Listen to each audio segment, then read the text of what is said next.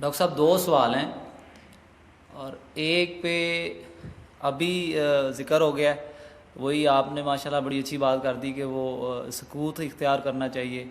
میرا بھی وہی سوال تھا، پہلا وہی کر دیتا ہوں کہ جن آیات میں ہمیں کہا گیا ہے، روکا گیا اللہ کی طرف سے کہ گستاخی کا معاملہ نہ ہو جائے، آپ کی آواز بھی اگر نبی صلی اللہ علیہ وسلم کی آواز سے بلند ہو جاتی ہے تو گستاخی ہو جائے گی اور آپ کے اعمال ضائع ہو جائیں گے اور ہمیں پتہ بھی نہیں چلے گا۔ اس میں اب میں گستاخی معاف بعض دفعہ محسوس کرتا ہوں، آپ کی ماشاءاللہ ہمیں اللہ نے رہنمائی عطا فرمائی ہے، ہم بڑے خوش قسمت ہیں، خاص طور پہ جب آپ قرآن پڑھتے ہیں، مجھے سچی بات ہے بڑا ایمان میں اضافہ ہوتا ہے۔ لیکن بعض دفعہ ایسا لگتا ہے کہ جیسے نبی صلی اللہ علیہ وسلم، دل کے حال اللہ جانتا ہے، میرا یہ یقین بھی ہے کہ انشاءاللہ تعالی جو ایمان کی سٹیج اللہ نے آپ کو عطا فرمائی ہے وہ کم لوگوں کو ملی ہوگی، میرا یہ یقین ہے۔ لیکن کبھی یہ خیال گزرتا ہے کہ شاید وہ تقریر کی روانی میں آپ کچھ ایسا کہہ جاتے ہیں یا ہو جاتا ہے جس سے یہ لگتا ہے کہ شاید یہ سرکار کی شان کے مطابق الفاظ نہیں ہیں، یا وہ ہمیں سمجھانے کے لیے آپ کہہ رہے ہوتے ہیں۔ تو اس لیے اس پہ تھوڑا سا یہ کر دیں کہ اگر بندے کی نیت 100% ہی صحیح ہے لیکن زبان سے ایسے الفاظ نکل جائیں جو نبی صلی اللہ علیہ وسلم کی شان کے مطابق نہ ہوں تو وہ گستاخی گنی جائے گی یا اس میں اللہ پاک معاف کریں گے؟ دوسرا سوال میرا یہ ذرا موجودہ دور کے بارے میں ہے کہ میں سمجھتا ہوں جتنا اللہ پاک نے آپ کو نام دیا ہے، آپ کو علم دیا ہے اللہ نے، یہ جو ہمارا سیاسی سیٹ اپ ہے، پولیٹیکل لوگ جو ہیں، ان کو میں یہ سمجھتا ہوں کہ آپ کو ضرور بلانا چاہیے، بڑے بڑے جو ہیں۔ اس بات پہ کیا آپ یہ ذمہ داری محسوس اپنی نہیں کرتے کہ اس دور میں یہ جو اسلام کو بدنام کر رہے ہیں اور یہ جو عجیب عجیب سی توجیہات پیش کرتے ہیں ماڈرن، میں یہ سمجھتا ہوں، میں آپ کو اپنا قائد مانتا ہوں، دینی قائد مانتا ہوں، دنیاوی قائد مانتا ہوں، میں یہ سمجھتا ہوں کہ آپ کو ایک دفعہ ان کو بلا کے، 2 دفعہ بلا کے، 4 دفعہ بلا کے،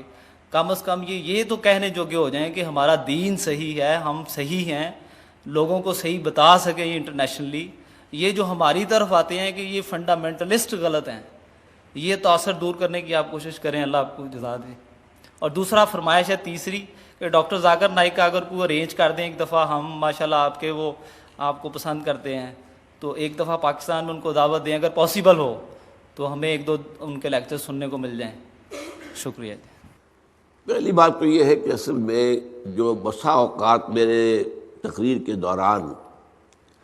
بظاہر محسوس ہوتا ہے کہ اس میں حضور کا نام آیا ہے اور ہم نے درود نہیں پڑھا، صلی اللہ علیہ وسلم نہیں کہا ساتھ ہی، وہ اصل میں اس پس منظر میں ہوتا ہے کہ اگر میں یہ کہہ رہا ہوں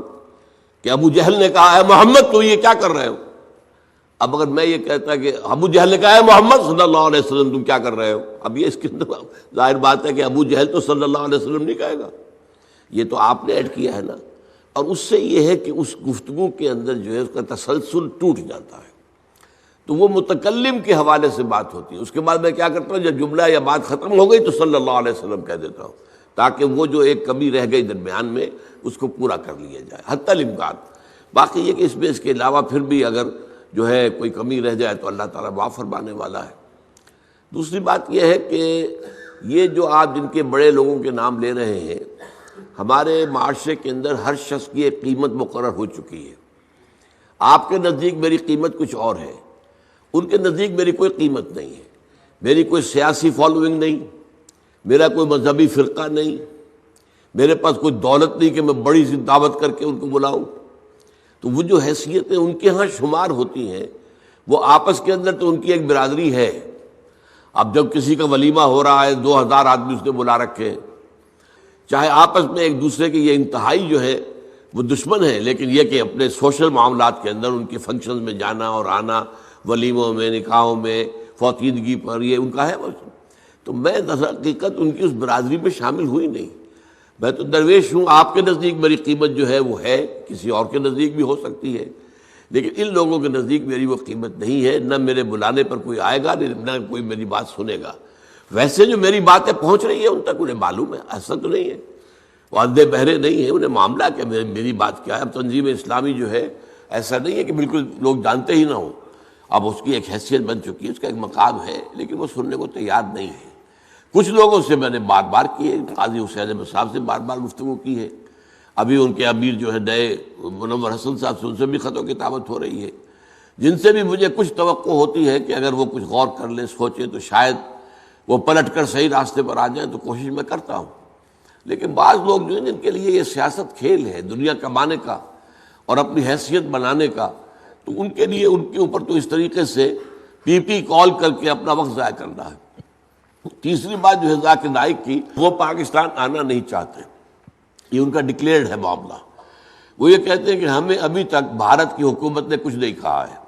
پریشان نہیں کیا ہے، تنگ نہیں کیا ہے، لیکن ہمارے پاسپورٹ پر اگر پاکستان کا ٹھپا لگ گیا کہ یہ پاکستان گیا تھا، تو پھر اب یہاں مشکوک آدمی شمار ہوں گے، پھر ہمارے لیے مشکلات پیدا ہو جائیں گی۔ اس لیے وہ دنیا بھر میں گھومتے ہیں، امریکہ گئے ہوئے، یورپ گئے ہوئے، سعودی عرب تو گویا کہ ان کا ایک بائیں ہاتھ کا سفر ہوتا ہے ہمیشہ، معلوم آج گئے ہوئے، دبئی ہے، دبئی سے تو چونکہ ان کی براڈ کاسٹنگ وغیرہ دبئی سے ہوتی ہے، وہاں پہنچ جاتے ہیں۔ اب میرا تو دبئی میں داخلہ بند ہے، میں تو 15 سال سے میں یو اے ای میں داخل بھی نہیں ہو سکتا،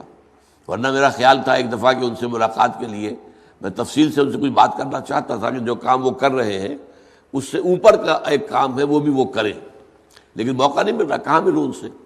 اور وہ پاکستان آنے کو تیار نہیں ہے۔ میں تو حیران ہوں، مجھے اصل میں پہلی مرتبہ وہ بھارت کی حکومت کو صحیح اندازہ میرا نہیں ہوگا جو انہوں نے مجھے دے دیا وہ ویزا، لیکن اب تو وہ ویزا دینے کو تیار نہیں ہے مجھے۔ تو اسی طریقے سے ان کا معاملہ ہے، ان کو یہاں پر شاید ویزا تو مل جائے، لیکن یہ کہ وہ ان کا کہنا یہ ہے کہ وہاں کی حکومت سے پھر ان کا معاملہ خراب ہو جائے گا۔